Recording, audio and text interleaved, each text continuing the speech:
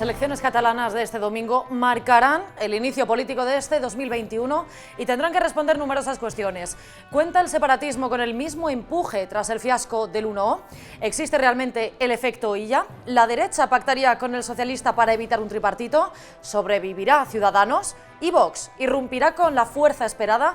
Esta semana es la recta final para acabar con este ánimo febril, impaciente. Bienvenidos a esta edición del lunes 8 de febrero. Comenzamos.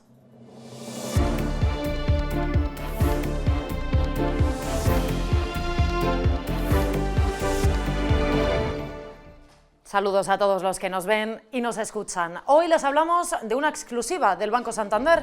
El Reino Unido investiga si aplicó correctamente la política contra el blanqueo de capitales. Hablamos también de falsos certificados de PCR negativos para poder volar. Escucharán los dardos que ha lanzado el exdirigente socialista madrileño Joaquín Leguina y, como no, analizaremos las claves de las elecciones en Cataluña. ¿Y quieren saber quiénes son los mejor pagados del mundo? Pues quédense hasta el final. Vamos con ello.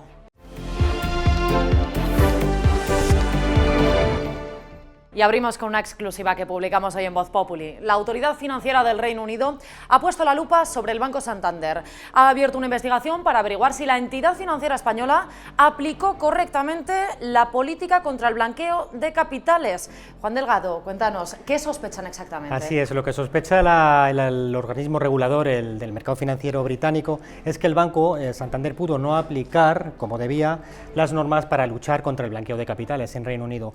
Hay que aclarar, eso sí, que los movimientos que se investigan tienen que ver únicamente con la filial del banco en ese país. Además, se pone la lupa únicamente en un periodo de 5 años, los que van de 2012 a 2017. ¿Y qué repercusiones puede tener esto para el banco? ¿Puede llegar a multa? Efectivamente, puede llegar en multa, habrá que esperar a ver qué ocurre con la investigación, pero de entrada un tema de este tipo puede tener un impacto sobre la reputación del banco. No hay que olvidar que no es la primera vez que el Santander es investigado por una cuestión de este tipo. Eso sí, hay que recordar que la entidad que preside Ana Botín ha salido siempre airosa. Gracias, Juan. E igual usted es de los que ha tenido problemas con las compras online, ha intentado comprar un billete de avión o un artículo en rebajas, pero la plataforma rechaza su tarjeta. ¿A qué se debe? No se inquieten, es porque estos comercios no han adaptado todavía la nueva Directiva Europea de Seguridad de Pagos. David Cabrera, cuéntanos. Así es, Ana. Como bien has dicho, el 1 de enero de 2021 entró en vigor la nueva normativa de pagos, la PSD2. Esta normativa obliga a la banca a crear una doble seguridad en los pagos online. ¿Qué pasa con esto? Pues que los bancos se han adaptado, pero las empresas no. Entonces hay comercios electrónicos que son seguros y otros que no son seguros. Los que no son seguros, los bancos por ley están obligados a rechazar todas esas operaciones. ¿Qué pasa con esto además? Vamos a decir algo más. Cada vez que vaya pasando los meses se va a ir aumentando la cuantía con la que no se podrá pagar. Ahora el límite máximo son 250 euros, pero el 28 de febrero se bajará a 30 y a partir del 1 de marzo todas las empresas que no sean comercio seguro no se podrá pagar de manera online. Y si no podemos pagar, ¿cómo se puede solucionar entonces? Pues ese es el problema, o sea, el consumidor se tiene que armar de valor y esperar a que las compañías se adapten.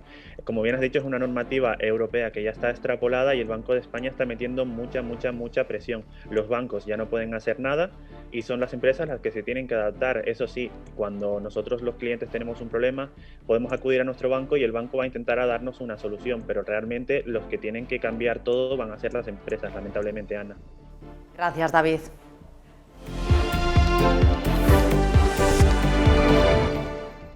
Y Europol ha lanzado una alerta, ha aumentado el número de certificados falsos de pruebas PCR para viajar por la Unión Europea. El precio de estos certificados oscila entre los 40 y los 300 euros.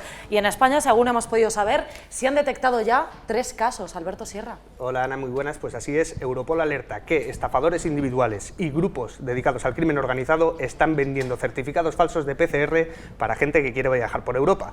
En España hay al menos 3 casos y 12 detenidos. En el primer caso se detuvo una mujer de 26 años que vendía a través de páginas como Wallapop y 1000 anuncios estos certificados falsos por 40 euros. El segundo, detenido también en Madrid, es un hombre que se hacía pasar por médico y vendía estos certificados falsos. El tercer caso fue en el aeropuerto del Prat de Barcelona. Hay 10 pakistaníes detenidos, querían embarcarse en un avión rumbo a Abu Dhabi, con estos certificados falsos. Los Mossos, que fueron quienes los detuvieron, investigan si hay alguna red criminal organizada detrás de esta operación. Y mucho cuidado, porque ¿qué consecuencias tiene que nos pillen con un certificado o que intentemos venderlo? En el caso del comprador, si demuestra que no sabía que esos certificados de PCR negativa eran falsos, puede ser simplemente una falta administrativa, pero en el caso de los vendedores, delito contra la salud pública y también delitos relacionados con falsedad documental. Gracias, Alberto. Gracias, Ana.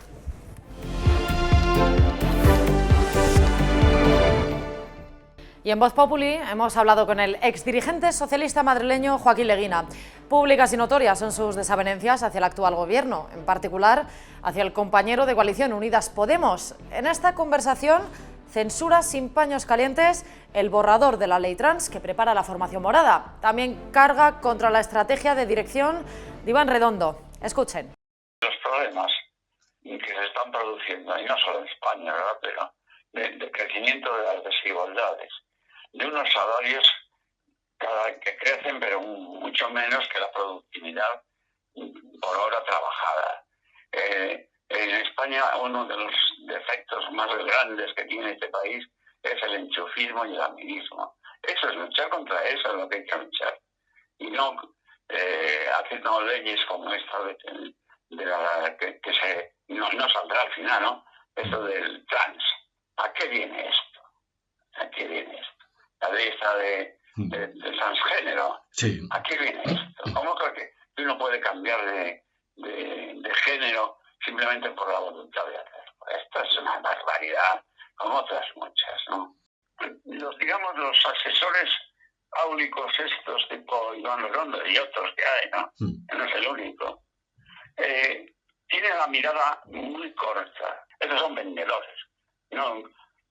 Trabajan a muy corto plazo y parten de una hipótesis que no sé si es verdadera, que los ciudadanos somos imbéciles. A lo mejor tienen razón ellos, pero vamos, yo creo que aunque fuéramos imbéciles, el gobierno no debería estar formado por imbéciles. Ya lo escuchaban, Joaquín Leguina comenta la actualidad y lo hace también nuestro director, Álvaro Nieto. El PP de Bárcenas, la investigación de la financiación de Podemos. Ahí va el comentario del día.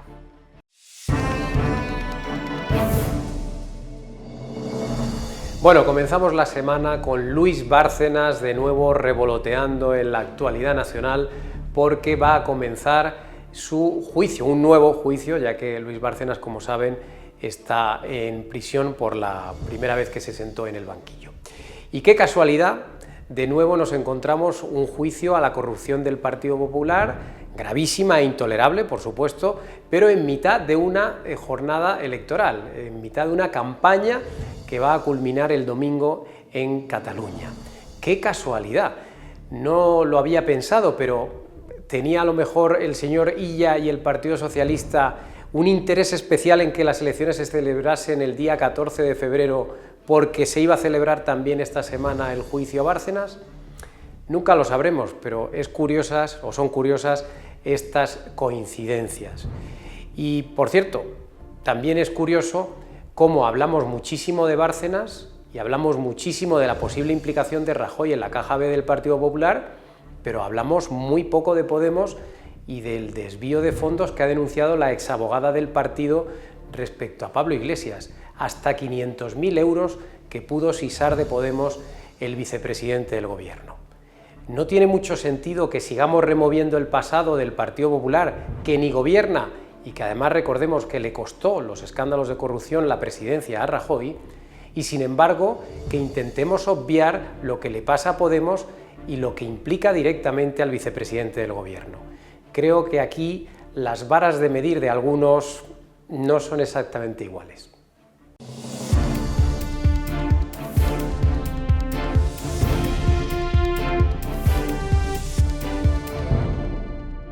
Y esta semana son por fin las elecciones en Cataluña, es la primera gran cita política de este 2021 y está plagada de interrogantes que vamos a intentar resolver con nuestro compañero Gaby Sanz y con Alberto Pérez Jiménez. ¿Qué tal, Ana? Bueno, unas elecciones que se celebran en un contexto de pandemia, hay miedo a ir a votar. ¿Qué va a pasar con esa abstención? ¿Va a ser clave, Alberto?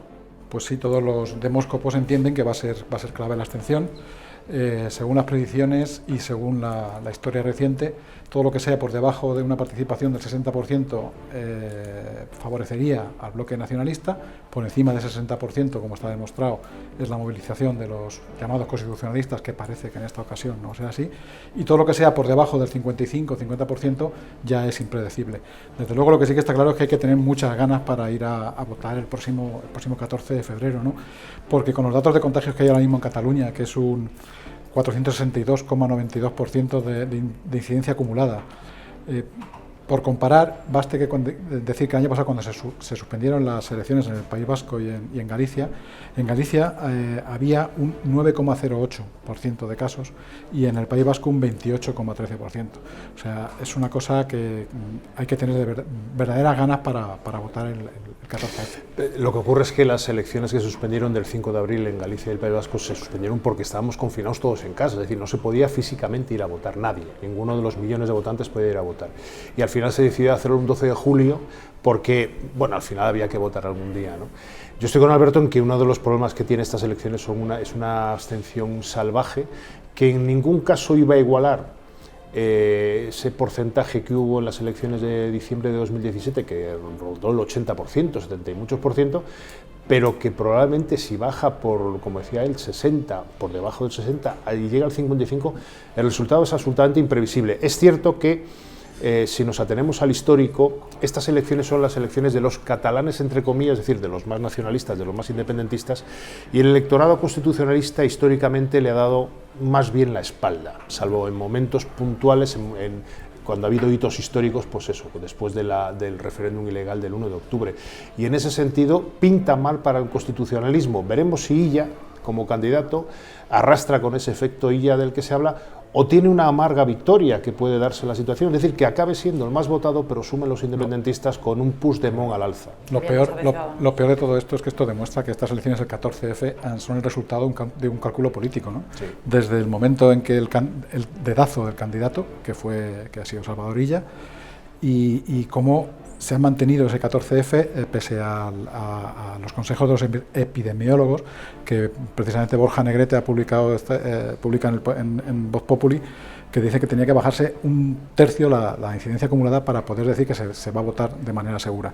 Al final, este cálculo político lo único que puede traer es, como dice Gaby, una amarga victoria o incluso una derrota, porque el bloque constitucionalista parece muy poco motivado para este 14 de febrero irse a votar, con lo cual todos los cálculos que se han hecho desde finales de año, desde que se ha diseñado desde Moncloa con el candidato, al final puede dejar al propio Illa como jefe de la oposición durante 4 años. Posibles pactos, ¿qué puede pasar? Por seguir un poco la estela de Alberto, a Illa solo le vale, no ya la victoria, le vale gobernar o dejar que gobierne Esquerra, en este caso Pere Aragonés. Todo lo que no sea eso, Ana, es una derrota. Pero una derrota no de Illa, que también, una derrota también de Pedro Sánchez. Porque si vuelve a gobernar Puigdemont / Laura Borràs, Esquerra Republicana no le queda otra que reconocer que le ha ido mal esa senda de moderación que parece que ha intentado en este último año y radicalizarse, entre comillas, sea esto lo que sea, con una declaración unilateral de independencia que dice Borràs que va a impulsar o no. En cualquier caso, a quien le complica realmente la gobernabilidad es a PSOE y Unidas Podemos, particularmente al presidente Pedro Sánchez, que tiene en Esquerra su socio más fiable a este respecto, ¿no? Claro, pero Esquerra permitiría otra declaración unilateral, ya ha dicho que no está por la labor, que quiere un referéndum pactado. Lo que está claro ahora mismo es que parece que suma siempre el bloque independentista, suma, o sea, RC, JxCat, CUP, siempre suma. Ahora, ¿qué pasa? Si JxCat queda primero en escaños o en votos, él va a querer formar gobierno con RC y la CUP. Lógicamente, RC que va a decir que no, y va a permitir que entonces gobierne un tripartito en el que sea Illa el que eso es la muerte de Esquerra. Exacto. Es la muerte de Esquerra. Entonces, la única solución pues que es que el PSC quede primero en escaños o en votos y que sea él el que quiera formar gobierno con el sueño húmedo, digamos, de Pablo Iglesias, que es PSC con ERC y en Comú Podem, para seguir manteniendo los equilibrios tanto en Cataluña como en la Moncloa. Por lo menos Illa que lo intente, no como Arrimadas hace 4 años, que dejó desaprovechada una oportunidad. Es cierto que era evidente que iba a gobernar el nacionalismo, pero por lo menos plantarle cara, ¿no? Yo creo que eso ella sí lo hará, es decir, no repetirá el escenario de Inés Arrimadas. Veremos si le dejan, En cualquier caso, el escenario que aventura es bloqueo. Si le dejan y si le dan los, si le dan los votos, porque parece, las encuestas hay algunas que dicen que el efecto Illa no es tal y que no va a llegar, no va a poder ser él el que pueda encabezar el gobierno. Entonces, es lo que te decía antes, al final tanto cálculo, a ver si no vamos a quedar colgados de la brocha y se va a quedar Illa 4 años allí de jefe de la oposición. Fíjate, Cuidado con las expectativas, ¿no? Exacto. Yo escribí hace una semana aquí en la casa del efecto Illa al efecto Ibarretxe. A mí me recuerda mucho este escenario al de 2001, cuando Jaime Mayor Oreja, recordemos que Jaime Mayor Oreja era un pedazo de ministro del Interior, candidato ungido por José María Aznar para ir a conquistar tierras vascas, y se movilizó en el País Vasco todo el voto nacionalista, iba a decir hasta de los cementerios. Y aquí puede estar ocurriendo algo parecido, y además es un fenómeno que está agravado por la pandemia. Es decir, votante constitucionalista que en general no percibe esta elección como vital suya, más allá de unas elecciones generales, que no se ve impelido a votar y que además hay una pandemia que le dice, oiga, si usted va a votar tiene riesgo, 1, de que le cojan para la mesa electoral, y 2, de que se pueda coger el coronavirus, con lo cual el incentivo para ir a votar es nulo. Y lo triste es eso, que estamos hablando siempre unas variantes en las que en la ecuación no salen nunca ni Ciudadanos, ni el PP, ni Vox. O sea, los supuestos constitucionalistas no cuentan aquí, ¿no? Y incluso aunque gane el PSC, que es un poco los cálculos que hacen Ciudadanos, un poco ese sueño ideal, que sería que no sumaran los 68 escaños la parte independentista y que el PSC intentara gobernar, si le diera, con Ciudadanos, con En Comú Podem y con la abstención, o con el que le dejara de bloquear PP y Vox, parece ahora mismo una entelequia que queda bastante lejos. Gaby Sanz, Alberto Pérez Jiménez, muchísimas gracias por estar aquí. Un placer, como siempre. A ti, Ana, muchas gracias. La vorágine informativa, los mensajes políticos a veces nos desvían de una cruel realidad. Y es que cada día fallecen en nuestro país cientos de personas por la COVID. Sobre el peligro de convertirnos en una sociedad desmemoriada, Rubén Arranz lanza el dardo del día.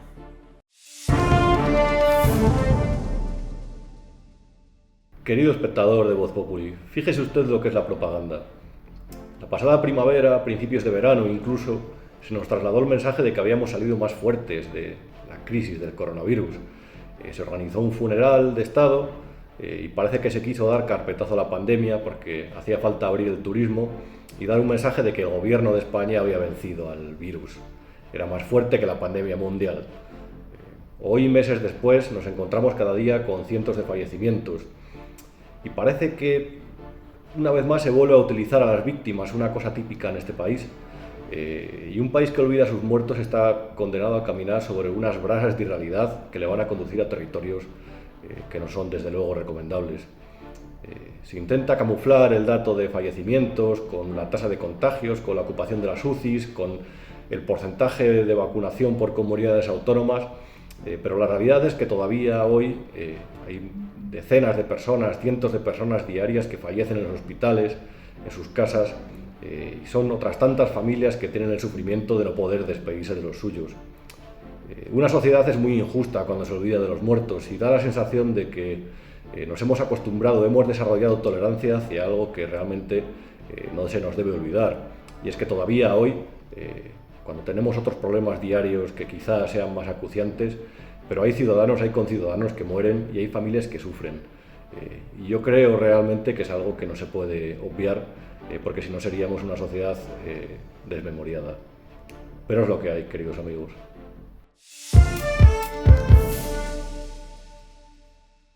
Y a raíz de la publicación del contrato de Leo Messi hemos querido indagar, saber quiénes son los 10 asalariados mejor pagados del mundo. Es una información en la que ha estado trabajando Clara García. Clara, todos hombres y el mundo del deporte está en primera fila, ¿no? Sí, como señalas, una de las cosas más llamativas es que ninguna mujer se encuentra en este top 10 de las personas mejor pagadas del mundo. Y en los primeros puestos efectivamente están ocupados por deportistas. Como destacabas, bueno, hace unas semanas saltó a la palestra el multimillonario contrato de Messi con el Barça, con 139 millones de euros brutos al año. Y esto, bueno, contrasta bastante, por ejemplo, si lo comparamos con el sueldo que gana el CEO mejor pagado de España, que es Ignacio Galán, el presidente de Iberdrola, que cobra 10,4 millones de euros, o sea, una diferencia abismal. Pero después de Messi nos encontramos también con otro futbolista, que es Cristiano Ronaldo, que con la Juventus embolsa 31 millones de euros. Y en el mundo del deporte, como decías, también destacaríamos a LeBron James, que con los Lakers gana 82 millones de euros. Y claro, en este ranking encontramos también personajes de la cultura y de la comunicación.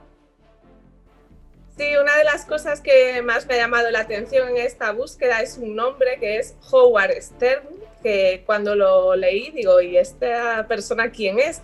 Y es un locutor de radio que en Estados Unidos es muy famoso y es el locutor mejor pagado del mundo por un contrato que tiene con la empresa SiriusXM por un valor de 79 millones de dólares.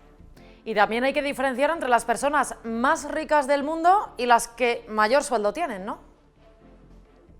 Efectivamente, Ana. Por ejemplo, Elon Musk es la persona más rica del mundo actualmente, el CEO de Tesla, pero su salario, si nos limitamos solo a su salario, son 22.000 euros al año, que es un salario súper normal, ¿no? Y esto es muy llamativo. Y lo mismo pasa con Roger Federer, que es el tenista más rico del mundo, pero porque sus ingresos no solamente vienen del tenis, sino que vienen también de patrocinios, como por ejemplo con la marca Uniqlo. Él tiene un contrato, un acuerdo de 10 años por un valor de 300 millones de euros con esta compañía, ¿no?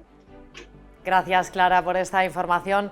Nosotros nos despedimos. Ya saben que pueden vernos en la web de vozpopuli.com, también seguirnos a través de las plataformas YouTube y Dailymotion, y si quieren escucharnos lo pueden hacer a través de Spotify o de la aplicación podcast de su teléfono móvil. Nosotros nos despedimos, volvemos mañana con más temas y como siempre esperemos que un poquito mejor. Hasta pronto.